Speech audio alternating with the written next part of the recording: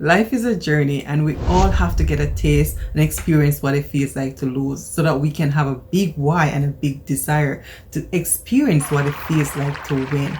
You see, everybody's gonna fall, but not everyone gets up. So it's all about the getting up. And as Les Brown said, whenever you fall, make sure you fall on your back, because if you can look up, you can definitely get up. So it's not so much about the fall, it's more about the comeback. It's your comeback time. So if you're in a rut right now, you're not alone. I was there too. And today I'm going to share with you how God helped me to get out of a rut that I was in for a long time. I was feeling so discouraged. I was so disappointed. I was just losing faith. I was stressed out. I was exhausted. I was literally at the brink. So I basically hit rock bottom and I was on the brink of giving up.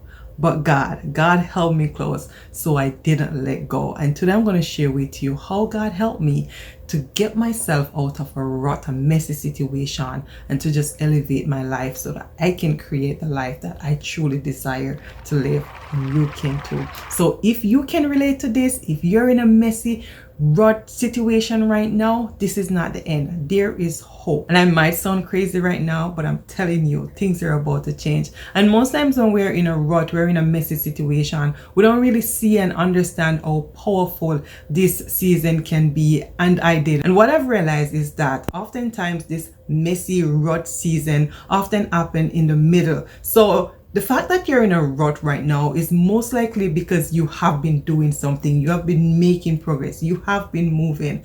Unfortunately, things may not be working out the way you were expecting, or so it may seem right now. But you're gonna get out, and you have to get out, because right now you have a big advantage and a big why to keep moving. And sooner than later, you're gonna realize the power of this messy season, that you're actually gonna be so thankful for it. It's gonna blow your mind. Trust me, because this is exactly what I'm experiencing right now. Because God is about to turn your mess into your message, your misery into your ministry, and your shame into your fame. But in order for that to happen, things has to change, because whatever it is that got you here is not gonna get you out. Hello, my savvy bosses, welcome back to the channel. And if you're new here, welcome to the channel. You know, this is the place where I share powerful content that is gonna help you to create the life that you desire to live and turn your dreams into reality. For a minute, I was in a rut. I was in a really dark place. I literally hit rock bottom. But God has helped me to dig myself out of that rut, to get unstuck and start making progress towards my dream. So the first thing that you want to do right now, if you're in a rut, is to rest. You need to stop whatever you're doing. You need to pause, and you just need to rest.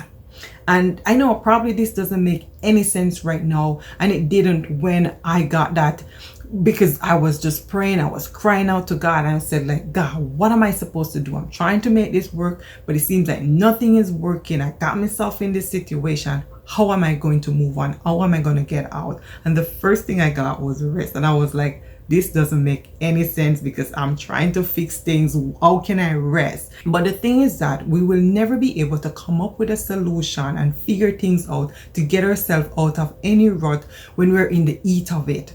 We gotta rest. We gotta step away from it. We gotta walk away and just take some time off, take some time to pray, take some time to meditate, take some time to journal. That was one of the powerful things that I did. I didn't know where to start, and I just started writing everything that came to my mind, everything I was upset about. I just kept writing. And the moment I started writing, everything was just started flowing, and I started to get ideas. I was letting out all of that baggage that I was holding on to. So journaling is so powerful, and I really underestimate it, because I've always heard to journal, and I was like, and I don't have the time for that. That's time consuming. I don't like to write. I'm not going to do that. And I found all sort of excuse until I hit rock bottom, and I had no choice but to just write, because I didn't even have anyone to talk to. So taking a break, walking away from things is a great place to start. And when you walk away, like I said, you start to do all of this. You start to pray, you start to rest, just recuperate and relax your mind, relax your body. If it's possible, take a vacation. Another powerful thing that you can do in this time as well is to start thinking. Yes, honey. We are so busy. Life can be so busy at times. We just keep going, doing. We're just so busy in the weed of things, just trying to get things done. We're here, there, we're everywhere, and we don't really give ourselves time to think. Unfortunately, most people don't think, and they don't even realize it, that they're not thinking, because what most people do, and they think they're thinking, is to rehearse the past. Think and assess your life, assess the situation, ask yourself questions. What got me here? What decisions that I've made that got me into this situation? What decision that I didn't make? What action did I take? What I didn't do? What boundaries did I allow to be crossed? Who did I let in that I wasn't supposed to let in? And all of those stuff. Because when we really assess our life, assess our situation, and take note of it, we will be able to come up with a solution to get ourselves out of the situation, as well as we are going to be so aware that we will most likely never find ourselves back in this situation again. The next thing that you want to do is to make peace with the past. We will never move on until we make peace with the past. It's okay to remember the past, but do not live there. Unfortunately, what most of us do is live Groundhog Day every day by projecting our yesterday or last week or last month or last year on the screens of today, so we never move on. So every mistake that you have made up to this moment, promise me right now that you're going to forgive yourself. You're going to forgive others. You're going to forgive situation, so that you can free yourself and move on, because forgiveness means freedom. And a big gift that you can give yourself right now is to look yourself in the mirror. And if you don't have a mirror, just create a vision of yourself in your mind and tell yourself, call your name and tell yourself, I love every part of you unconditionally. If I knew better, I would have done better, but I didn't know better. But now I know better, so I will do better, so that you can free yourself and move on, and do this as much time as you need to do, because trust me, girl, it takes time. So give yourself some patience and grace so that you can heal from this and move on. The next thing is to change your thinking, renew your mind, because if you're gonna get up out of this rut, your mind has to get up as well, because the thinking that got you here is not gonna get you out of here. And as humans, we create things twice. First in our mind, and then it manifests in the physical. So whatever it is that you're experiencing right now is because of your thinking. So the physical manifestation of getting out of this rut is not so much the problem, because whatever it is that you believe in your mind is exactly what is going to manifest in the physical. So if you believe you can get up out of this rut right now, you're gonna get out, because you're gonna start taking action that is in alignment with your thinking, because we cannot outpace our mental model. And as Romans 12 verse 2 says, be ye transformed by the renewing of your mind. So in order for things to change, something has to change, and it starts with your mind, because that's exactly where we create our reality from. It's not necessarily so much about how we work, it's more about how we think. In fact, it's a whopping 80% mental and only 20% of physical effort. Next thing to know is that it's okay to have regrets, honey. A lot of people will tell you, no regrets, just lesson. But here is the thing, in order for you to change situation, you have to have regrets, because that's exactly where it starts. And yes, regrets can be painful, it hurt, but it all depends on how you view your regrets. Turn your regrets into lesson and not misery. Let your regret be the reason you change, because that's exactly where it starts. You have to feel the regret first. We have to look at our situation and say, oh man, look at what I've done. I've gotten myself here. Like, I could have made this decision if I have done this, if I have done that. If I didn't do this, I wouldn't be here right now. And yes, I have regret, and we all have regrets, and it's okay, because that's exactly where we're going to start from. If we're not regretful of the decisions that we have made, we're going to keep doing the same thing over and over, and we're never going to get ourselves out of a rut if we find ourselves in a messy situation. So let your regret be that engine that drive you to get yourself out of this rut. Life can be a pain in the butt. It can be very hard and difficult at times, but here's the thing, it's not going to stop beating you down until you start to fight back. And you can't fight back on the defensive. You got to be on the attack. You got to attack life and beat life down, so that it knows who is in charge, so that you can win in this game of life. The next thing that you want to do is to master your self-compassion muscle. If we're going to win the fight for our future and get ourselves out of any messy situation, we have to master self-compassion, because self-compassion is a very powerful tool that is going to help you to elevate. And I don't mean that you're going to play the victim game or the pity party. What it actually means is that you're going to give yourself grace, and you're not going to give into the temptation or negatively criticizing yourself or comparing yourself with others. And I used to do this so much. I used to beat myself up. I used to criticize myself. I used to compare myself with others, and none of this helped. So do not give in to the temptation, because it won't help you. But don't play the pity party either, right? But give yourself grace.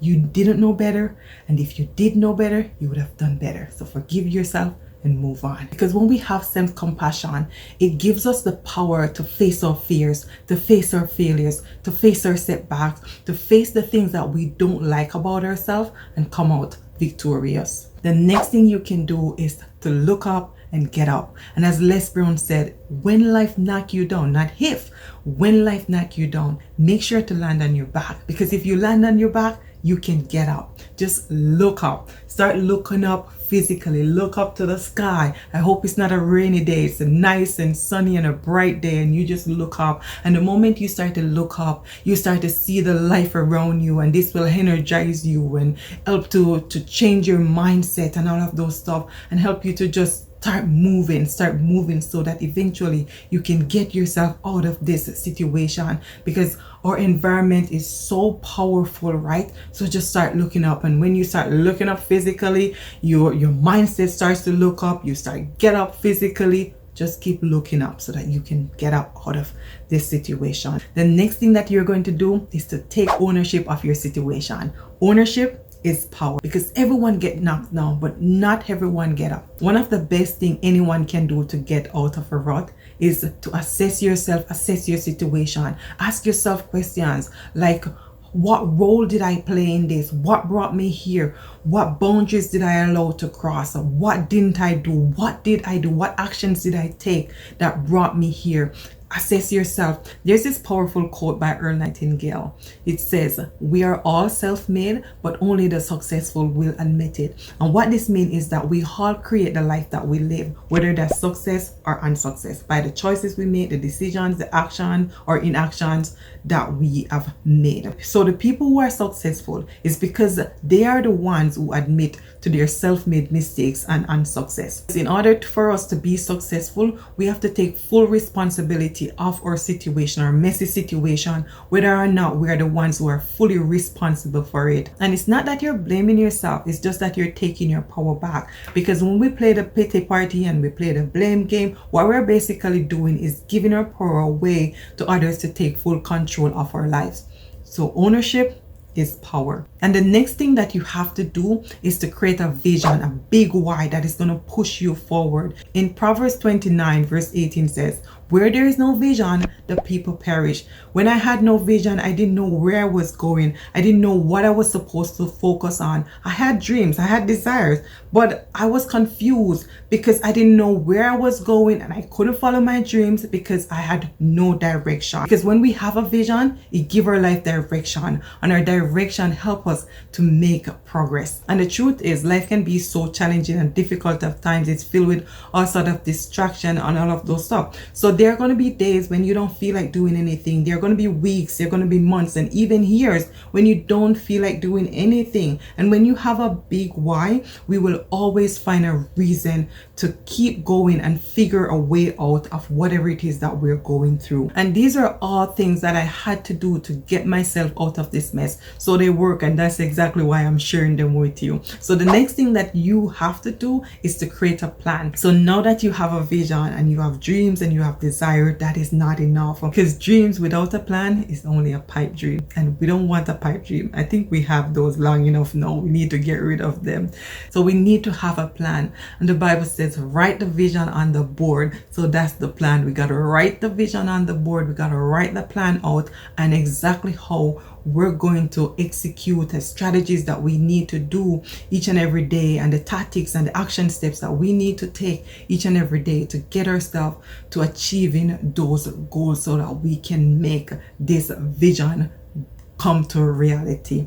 So start writing whatever it is that you need to do. And I just create a video about this with me doing this using the 12-week year goal setting and achieving system, and I'm going to put the link in the description box as well as in the high card, so you can click on it and go watch that video right after I'm done with this one. And the next thing that we need to do now is to start stepping. So now that you have rested, you have forgiven yourself, you have given yourself self-compassion, you have created a vision, you have created a plan, and you have renewed your mindset, you have get up. Now that you're standing, it's time to start stepping, because in order for you to get yourself out of this mess, out of these circumstances, it's to start stepping. That's exactly why it's called circumstances, because it's all the things that surround us while we're standing. So it's time for you to start stepping, honey. Step out of it, step out of it. And that's when you will see things start to change, and you're like, wow, oh my goodness, my dreams are coming true. Oh my goodness, I'm living it, I'm doing it. And another thing that you need to do as well is, this is a bonus one, is to just keep on working on your self-belief, because if you don't have self-belief, none of this is ever going to come to reality. Your dreams are never going to come to reality. It's fine when other people don't believe you, but when we don't believe in ourselves, we're going to give in to our fear, our doubts, our limitations, and all of those stuff. And we ain't about to do that, because for a long time I was giving so much energy to my fears, my doubts, my limitation, that I didn't even have the energy to keep going. I procrastinate, I had no vision, I wasn't focused on anything, I was so inconsistent because I was confused. I was giving all of my energy to my fears, and when we give our energy to our fears, we don't make any progress. But if we give as much energy to our dreams and our vision as we give to our fears, this is exactly when we will be able to create breakthroughs and miracles in our life, and we will see our vision, our life dreams start to manifest before our eyes, that we're going to be in so much awe. So I hope you enjoyed this today, and thank you very much for watching. I hope you find a lot of values in it, and please leave in the comment box below how this was helpful and what part speaks most to you. And if you're in a rut, just drop everything in the comment box below. Take care for now, and I'll see you in the next one. Bye.